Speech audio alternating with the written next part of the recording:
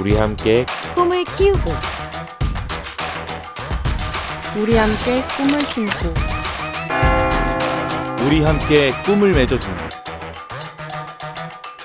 그래, 우리 함께.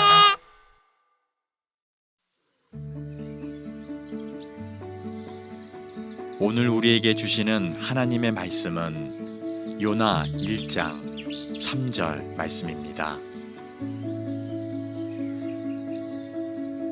그러나 요나가 여호와의 얼굴을 피하려고 일어나 다시스로 도망하려 하여 욥바로 내려갔더니 마침 다시스로 가는 배를 만난지라. 여호와의 얼굴을 피하여 그들과 함께 다시스로 가려고 배삭을 주고 배에 올랐더라. 아멘.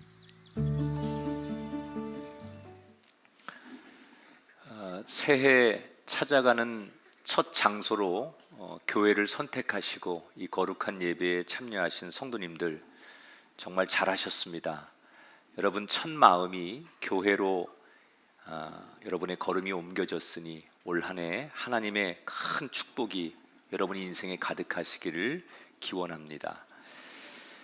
똑같은 첫날인데 어떤 분은 찾아가는 장소로 교회를 선택해서 이렇게 교회에 와 계신 분도 있고, 또 어떤 분들은 등산이나 또는 다른 또 모임에 계신 분도 있을 거라고 생각합니다. 그분들에게는 새해 첫날 첫 장소가 교회가 아닌 다른 장소이겠죠. 사실 우리가 어느 장소에 있느냐는 굉장히 우리에게 중요한 일입니다. 왜냐하면 우리가 목적하는 것에 따라서 갈 곳이 정해지는 겁니다. 내가 지금 어느 장소에 있느냐라고 하는 것은 결국 내 삶의 목적을 나타내는 것이기도 합니다.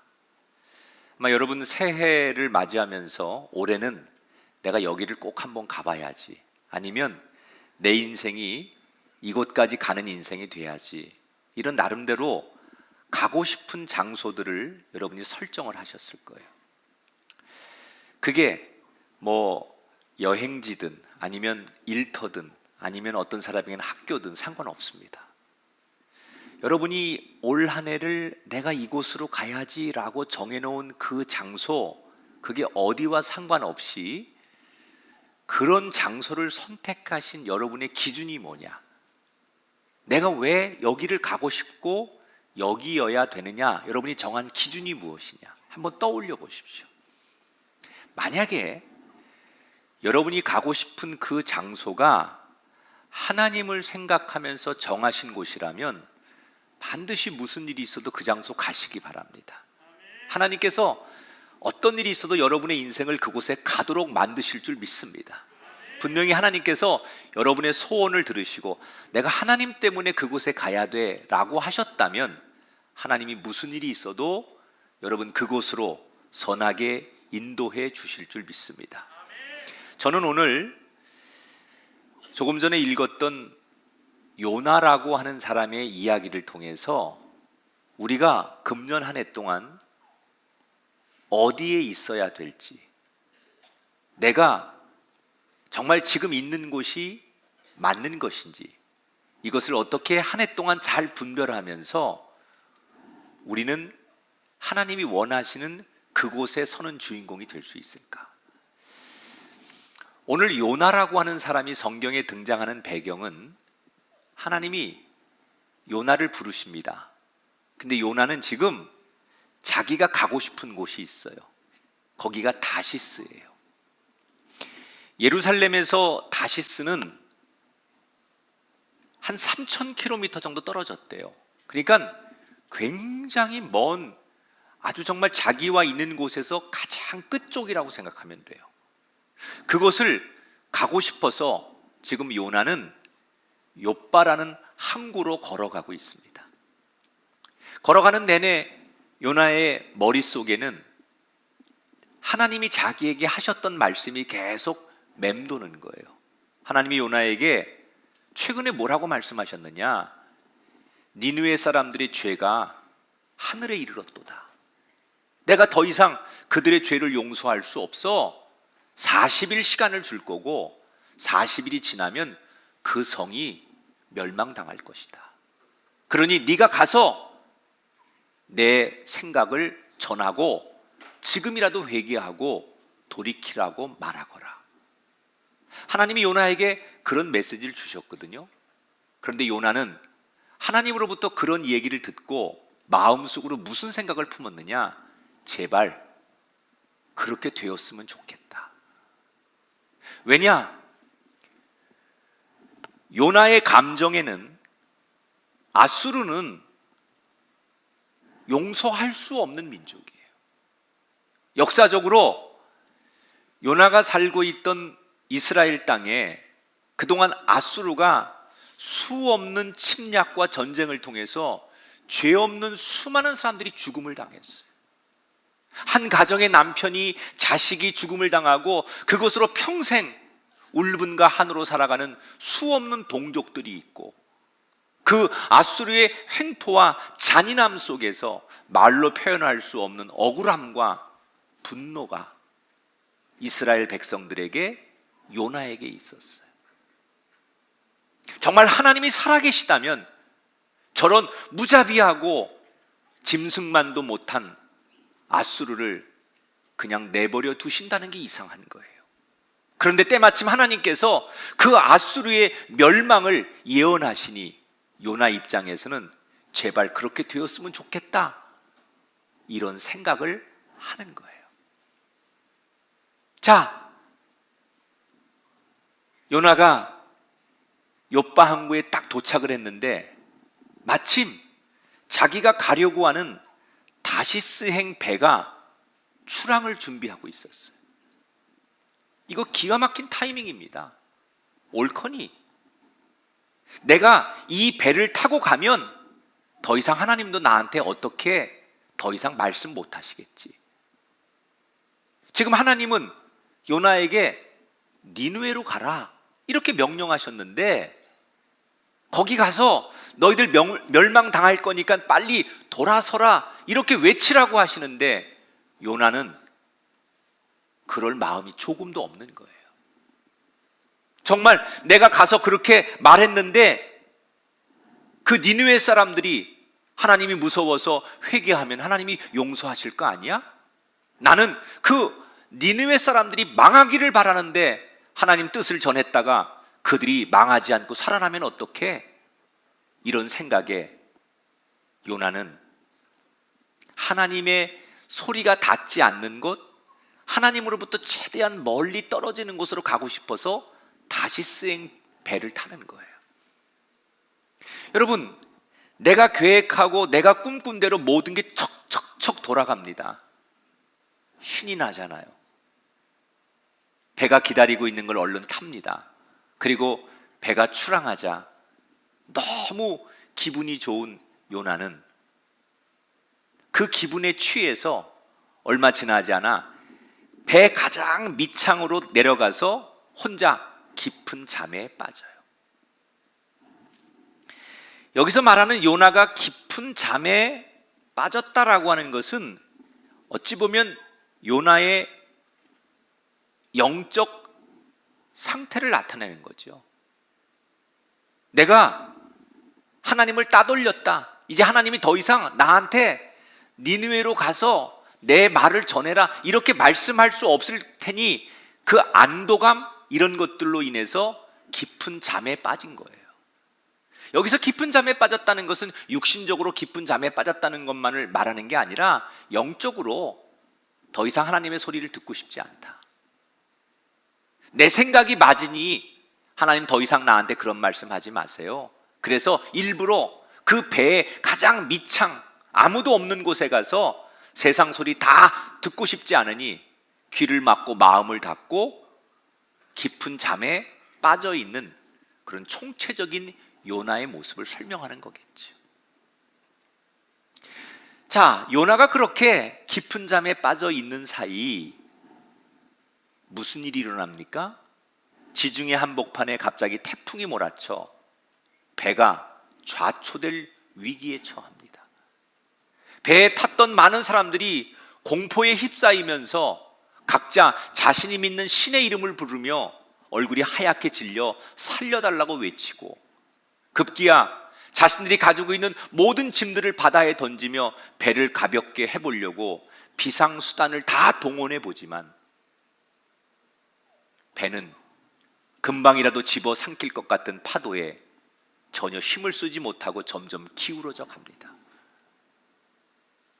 그때까지 깊은 잠에 들어있어 아무것도 모르는 이 요나를 선장이 이리저리 배를 막 찾아다니다가 우연히 잠들어 있는 요나를 발견하고 날카로운 목소리로 요나를 깨웁니다. 여보시오, 일어나시오. 제정신이오? 지금 바깥에 무슨 상황인데 당신 여기서 아무것도 모르고 한가하게 잠을 잔단 말이오. 어서 일어나서 당신도 당신이 믿는 신에게 이 배를 구해달라고 기도하시오. 그제서야 잠에서 깨어나 상황을 파악한 요나는 이 모든 상황이 나 때문에 일어난 거구나라는 것을 직감합니다. 그러나 다른 사람들에게 이것이 나 때문이라는 것을 말할 수 없어서 모른 척하고 침묵하고 외면하려고 했지만 그것은 오래 갈 수 없는 불가능한 일이었어요. 왜냐?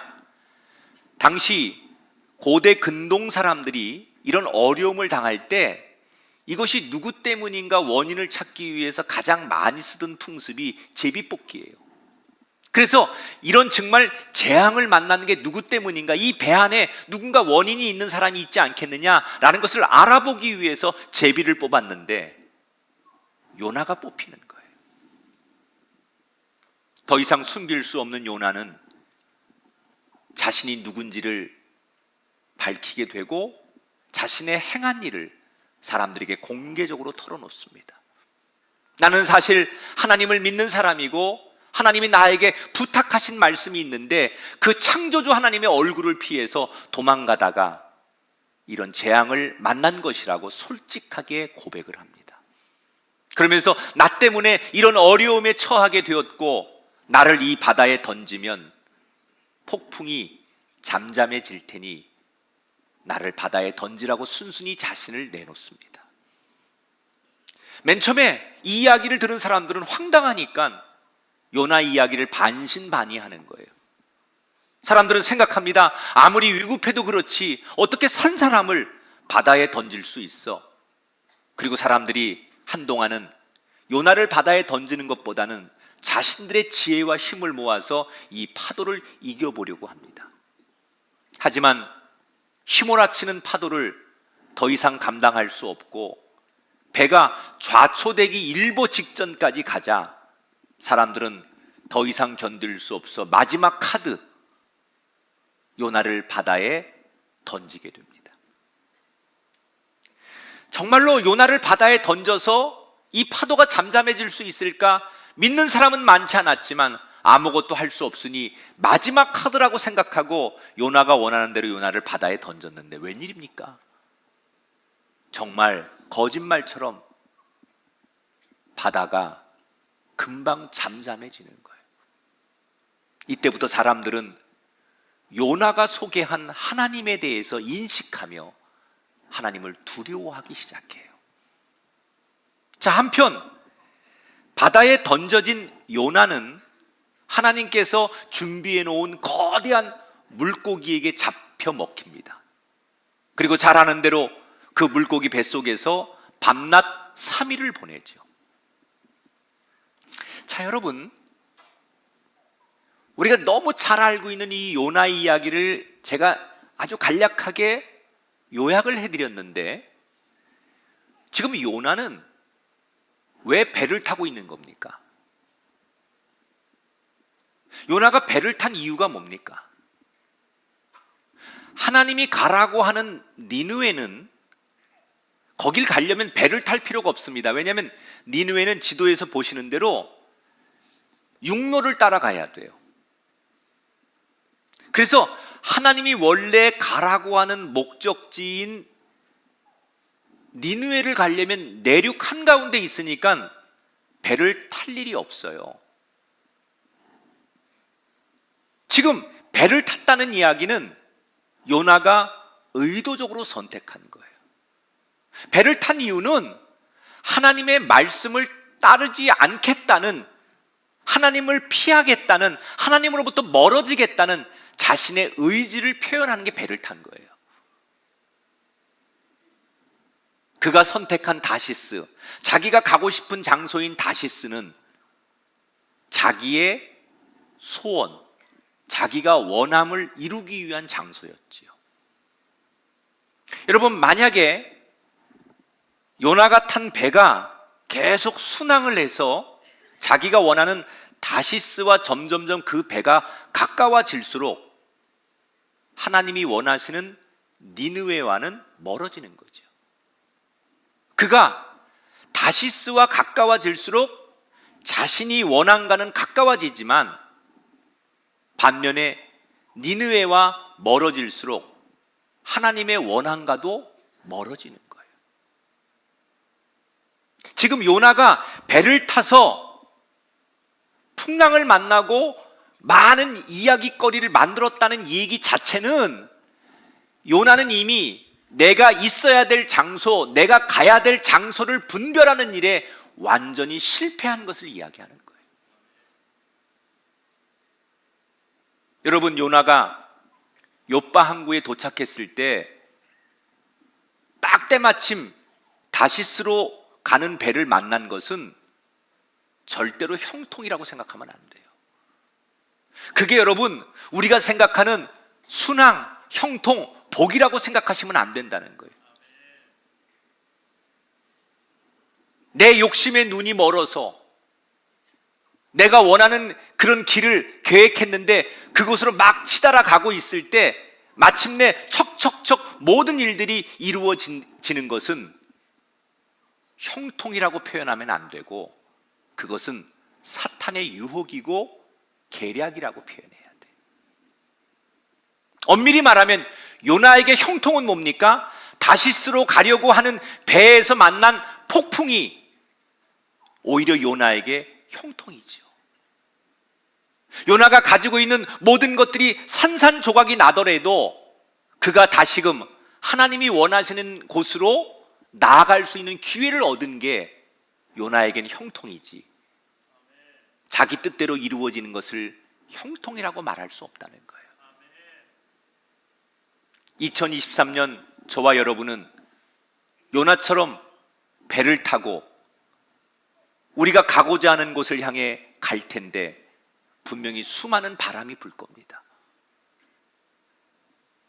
그런데 많은 사람들이 한 해를 살면서 내가 원하는 대로, 내가 가고자 하는 대로 아무 일 없이 순풍이 불어야지만 하나님이 나를 축복하신다고 생각하는 분이 계십니다.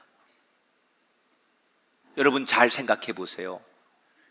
그게 세상 사람들에게는, 세상적으로는 순풍이라고 말할 수 있지만 여러분들이 가고자 하는 그 목적지에 아무 일 없이 여러분이 갈 수 있고 거의 가까이 와서 나는 순풍의 축복의 한 해를 살아가고 있다라고 여러분은 말할 수 있지만 그것이 하나님이 원하시는 것과 멀어지면 여러분이 순풍으로 가는 그 길은 사실은 역풍의 인생인 거예요.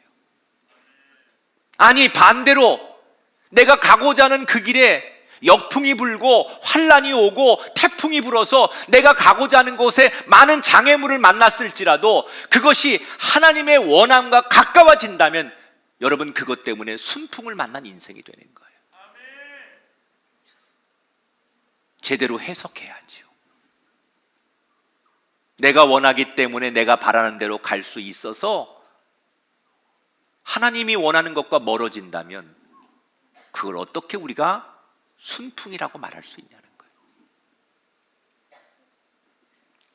제가 이렇게 많은 목사님들을 만나 뵈면 목사님들이 두 종류가 있어요. 아주 어릴 때부터 하나님의 종으로 부름받은 소명 때문에 어릴 때부터 예를 들어 고등학교를 졸업하고 곧바로 신학대학 가서 이렇게 하나님의 종이 되는 과정을 밟는 목사님들도 있고, 또 한쪽의 부류는 좀 뒤늦게 전혀 세상적으로 살다가 하나님의 종의 부름을 받아들이지 않고 있다가 뒤늦게 하나님의 부름 앞에 결국 순응하고 순종하고 뒤늦게 목사님이 되시는 분들이 있어요. 양쪽 다 귀한데 제 후배 목사님 중에 후자에 속한 한 목사님이 계세요. 이분은 사실 하나님으로부터 네가 주의 종이 되라 이런 부름을 받았어요. 그래서 어릴 때부터 나는 정말 그 하나님이 나를 부르시는 소명이 있으니까 내가 그렇게 살아야지라는 그런 서원들이 있었대요. 근데 이분이 학창시절에 아주 극심한 가난의 환경 속에서 가정이 지내게 됩니다. 너무너무 아주 가난하게 사는데 이분이 공부를 굉장히 잘했어요. 그러다 보니까 온 가족의 기대가 이분에게 쏠리는 거예요.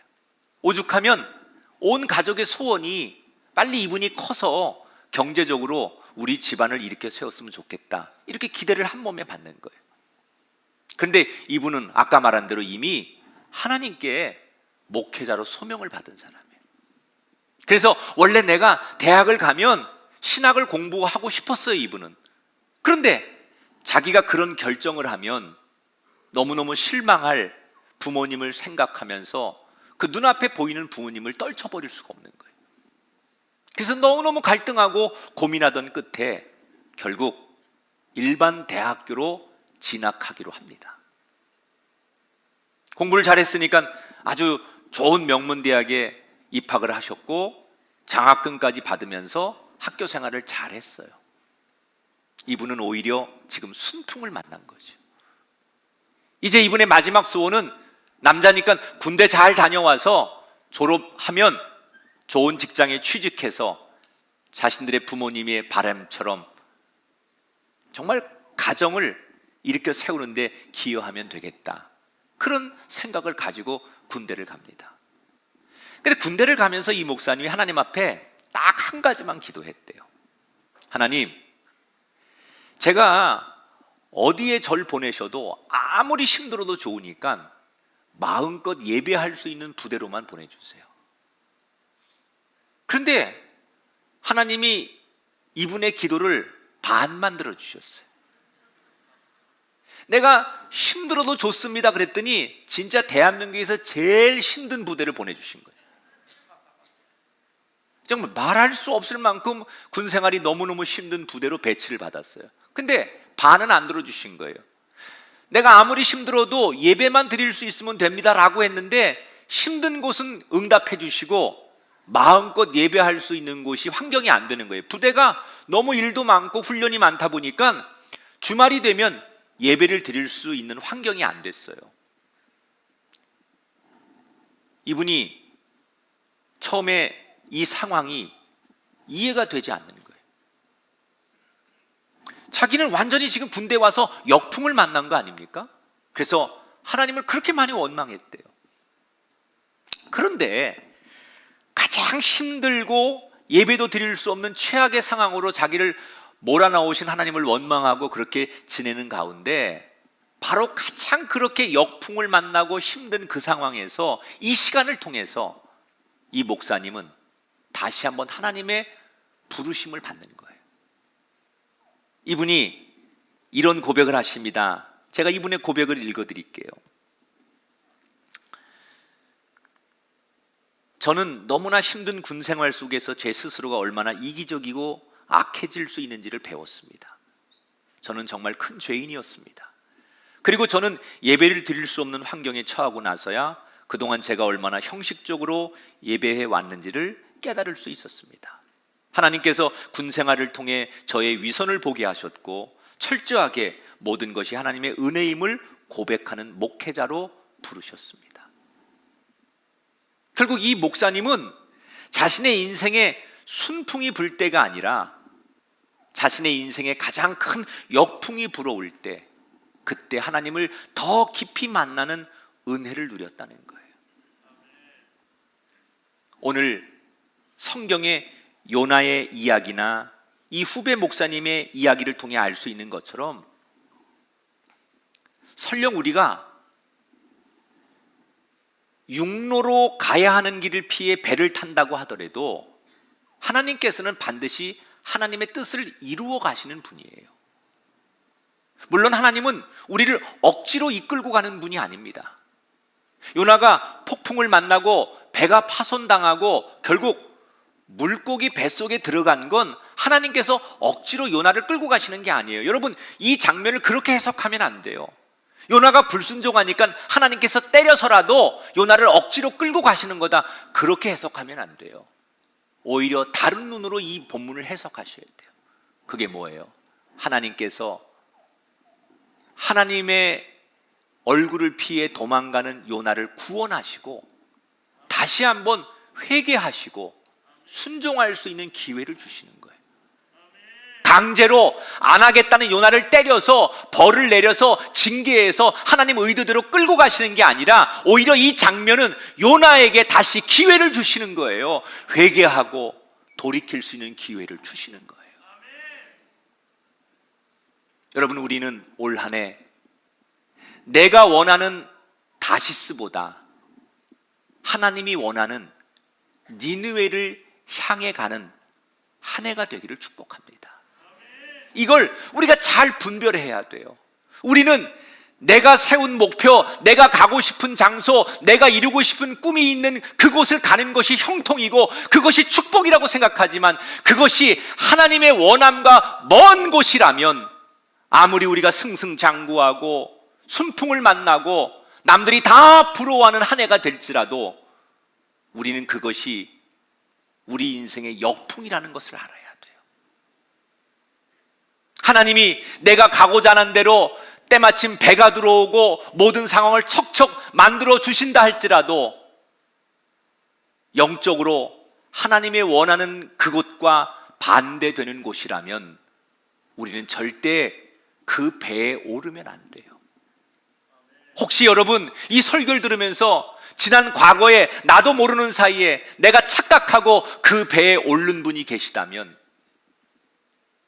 여러분 인생에 때때로 하나님이 주시는 폭풍에 감사할 줄 아는 분이 되시길 바랍니다. 그리고 물고기 뱃속에서라도 철저하게 하나님을 다시 만나 새로운 인생을 살았던 요나처럼 저와 여러분에게 세상의 순풍이 아니라 역풍 속에서도 하나님이 원하시는 그 길을 발견할 수 있다면 그것이 우리 인생의 순풍인 것을 기억하시고 그런 한 해를 만들어가는 우리 모두가 되기를 주 이름으로 축원합니다. 자, 요나는 지금 물고기 뱃속에서 하나님 앞에 간절히 기도했어요. 하나님, 제가 잘못했습니다. 하나님, 제가 항복합니다. 그리고 하나님 말씀에 순종하겠습니다. 하나님은 3일 후에 그 물고기를 명하여 요나를 육지에 토해내게 만들으셨어요. 그리고 두 번째로 요나에게 똑같은 음성을 들려주세요. 너는 지금 당장 니느웨 성으로 가서 내가 너에게 한 말을 그들에게 외쳐라. 드디어 요나는 자신이 정한 길이 아닌 드디어 하나님이 정해주신 그곳을 향해 갑니다. 자, 니느웨에 도착했습니다. 이 당시 니느웨는 얼마나 큰 도시였냐면 성이 있는데 이 성 안에만 12만 명의 인구가 살았어요. 그러니까 거기에 가축들이나 다른 것까지 따지면 그 규모가 엄청난 큰 도시였습니다. 대도시였죠. 성인이 그 니느웨 성을 이렇게 한 바퀴 휙 돌아보는데도 보통 3일 정도 걸렸대요. 그런데 성경이 보면 요나가 니느웨 성에 도착해서 3일 정도를 돌아봐야만 돌아볼 수 있는 그 규모의 성을 하룻길만 걸으며 성 안에 있는 사람들에게 일부에게만 외치는 거예요. 40일이 지나면 이 니느웨가 무너지게 될 것이다. 그런데 그냥 3일을 걷지 않고 하루만 걸으면서 일부에게만 그 얘기를 전했을 뿐인데 성 안에 놀라운 일이 일어납니다.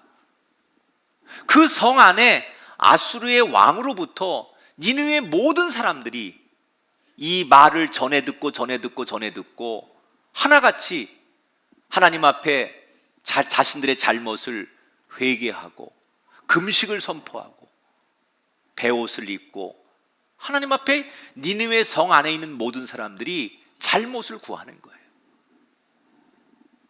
하나님께서 그 니느웨 성 사람들의 뉘우침을 보시고 재앙을 내리지 않았잖아요. 그런데 이 과정을 다 지켜본 요나가 이 되어지는 일에 대해서 못마땅한 거예요. 그는 하나님께 화가 났어요. 하나님, 내 이럴 줄 알았습니다. 내가 하나님이 가라고 하는 니느웨로 안 가고 다시스로 가려고 하는 게 바로 이런 것 때문입니다. 하나님, 도대체 하나님의 정의는 어디 있습니까? 저들이 얼마나 끔찍한 죄를 저질렀고 저들이 어떻게 용서받지 못할 일을 했는데 어떻게 하나님께서 저들의 모든 과거를 한꺼번에 용서해 주실 수 있습니까? 요나는 이해할 수 없는 거예요. 때때로 우리 교회 안에서 인간의 정의와 하나님의 공의가 부딪힐 때가 있어요. 우리는 우리의 상식으로 정말 저런 사람은 죽어 마땅하고 용서받으면 안 되고 하나님의 재앙이 임해야 된다고 생각할 때가 있어요. 그런데 하나님이 그를 용서하시고 품으시고 회복시킬 때 우리는 내 생각에 내 상식에 하나님이 저런 사람을 품으시고 용서하시고 다시 회복하는 걸 받아들이지 못해서 그 하나님의 자비한 끝없는 사랑 앞에 저항하며 하나님 앞에 시험이 드는 인생들이 있죠. 요나가 딱 그런 거예요. 자기는 자기 상식에 저 아수르 사람들, 니느웨 사람들을 용서하신 하나님을 이해할 수 없는 거예요. 그래서 요나는 하나님 앞에 저항하지요. 하나님, 차라리 날 죽여주십시오. 난 하나님의 뜻에 순종할 수 없습니다. 그러니 나를 차라리 죽여주십시오. 그리고 분노하는 이 요나에게 하나님이 네가 지금 내가 저들을 사랑하고 저들에게 기회를 주는 것 때문에 그렇게 화를 낼 만한 일이냐라고 책망을 하시지요. 이때 요나가 자신의 마음을 받아주지 않는 하나님께 분노한 마음으로 성 밖을 뛰쳐나가요. 그러면서 성 밖으로 뛰쳐나가면서 요나가 무슨 생각을 품느냐, 저 니느웨 사람들, 저 녀석들 사람이 본질이 어디 가? 저들이 지금은 하나님이 무서워서 잠시 동안 회개했겠지만 분명히 저들은 금방 옛날처럼 다시 타락하고 하나님 앞에 죄를 지어서 반드시 하나님이 다시 저들을 멸망시킬 거야. 요나는 성 밖으로 뛰쳐나가면서 아직 자신의 마음속에 신랄 같은 희망을 가지고 있는 거예요. 자, 여러분, 지금 요나는 성 안에 있어야 됩니까? 성 밖에 있어야 됩니까? 당연히 요나는 지금 성 안에 있어야 돼요. 왜? 하나님이 니느웨로 가서 성 안에서 그들에게 외치라고 말했기 때문에 요나가 있어야 될 장소는 성 안이에요. 몸뿐만 아니라 자신의 마음이 성 안에 머물러 있어야 돼요. 그런데 요나는 성 안에 머물지 않아요. 진심으로 그 성 안으로 들어가지 않는 거예요.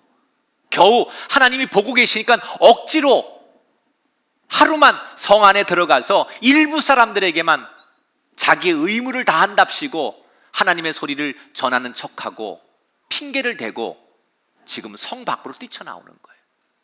여러분, 이미 아까 제가 힌트를 줬어요. 사실 3일 정도 걸려야만 성을 돌아볼 수 있는 그 규모를 고작 하루 만에 돌아다녔다는 것에서 이미 요나의 마음은 애초부터 이 성 안에 니느웨에 있지 않다는 것을 증명하는 거예요. 자, 여기서 우리가 이상한 게 하나 있어요. 분명히 요나가 물고기 뱃속에서 회개하지 않았습니까?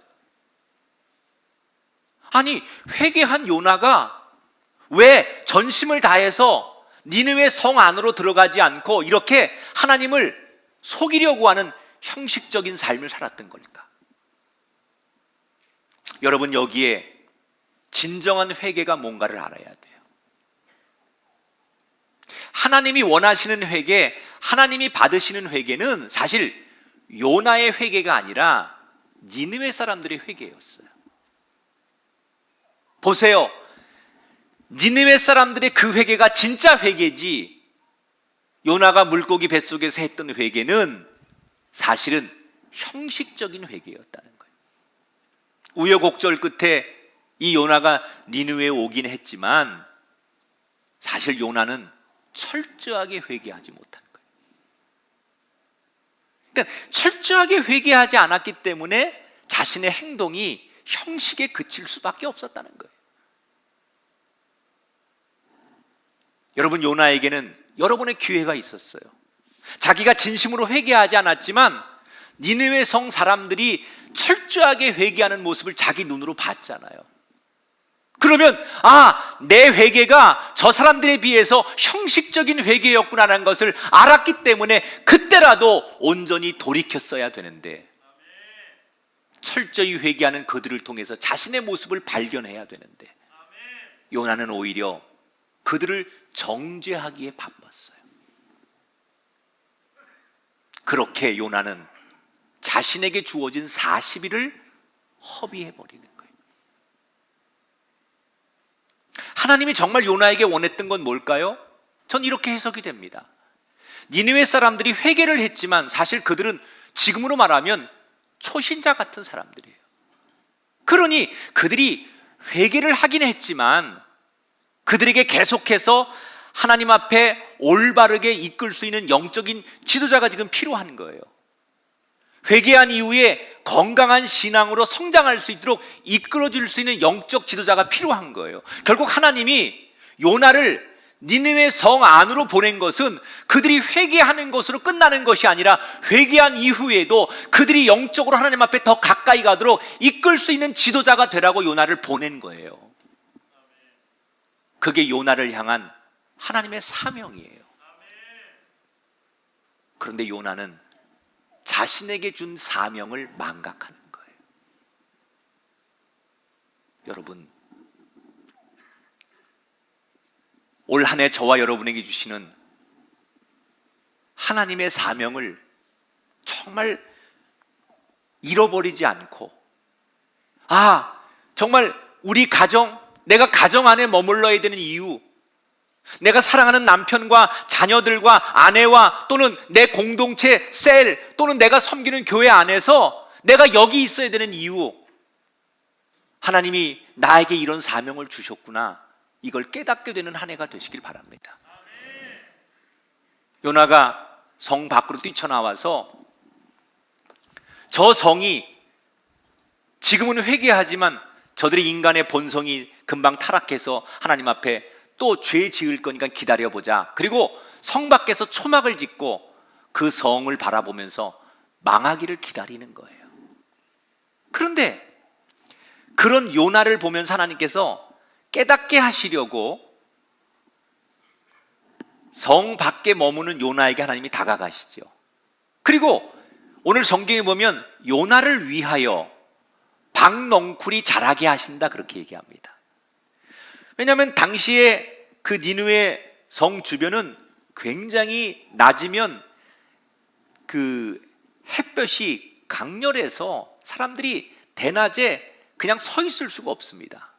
그런데 초막을 짓고 임시 초막을 짓고 서 있는 이 요나에게 햇볕이 너무 강렬해서 견딜 수 없는데 일부러 요나 주변에 하나님께서 박넝쿨이 자라게 하시는 거예요.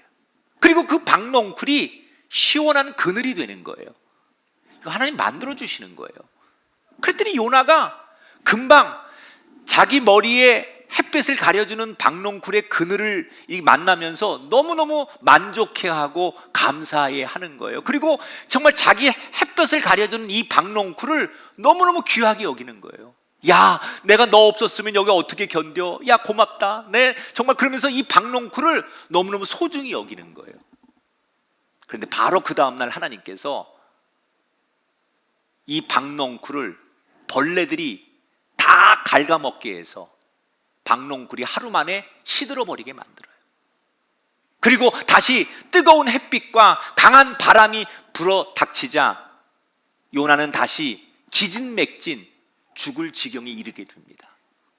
그리고는 이런 처지와 환경에 놓인 자신을 내놓고 하나님을 향해 원망하죠. 하나님, 차라리 저를 죽여주십시오.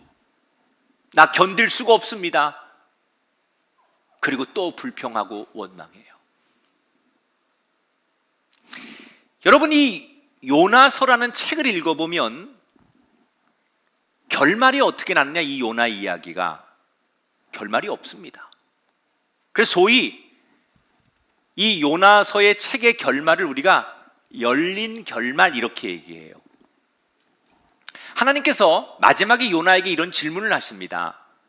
요나야, 너는 방금 전까지 고작 박넝쿨 하나를 가지고도 감격하고 이 박넝쿨이 내 머리에서 그늘이 되어주는 것 때문에 그렇게 감격하고 박넝쿨을 귀하고 아끼고 그랬는데 내가 좌우를 분간하진 못하지만 저 12만 명이 되는 니느웨 사람들을 아끼는 것이 네가 박넝쿨 하나를 그렇게 아끼는 것하고 비교가 되는 거냐라고 질문을 하세요. 너는 겨우 박넝쿨 하나가 햇볕을 가려주는 것 때문에 이게 있을 때 그렇게 감격하다가 이게 없으니까 그렇게 짜증내고 원망하고 차라리 나를 죽여달라고 분노하던 네 모습이나 내가 저 12만 명을 귀하게 여기는 거나 이게 어떤 게 귀한 거라고 생각하느냐라고 질문해요.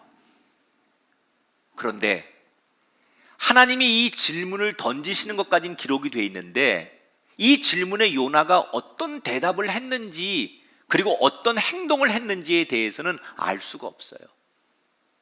그럼 왜 이 요나서는 이 역사책인데 이 역사책에 대개 결론이 나 있지 않고 질문만 던지고 답이 없도록 이 성경을 마무리해 놓은 걸까?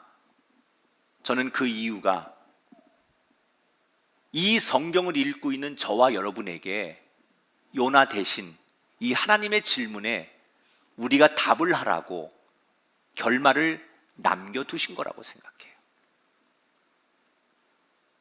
오늘 우리는 어쩌면 지금까지 우리의 회개가 형식적인 회개에 머물러 있었고 그래서 늘 성 밖으로 뛰쳐나가는 요나의 이중적인 모습으로 살아왔던 우리들의 지난날의 모습을 봐야 됩니다.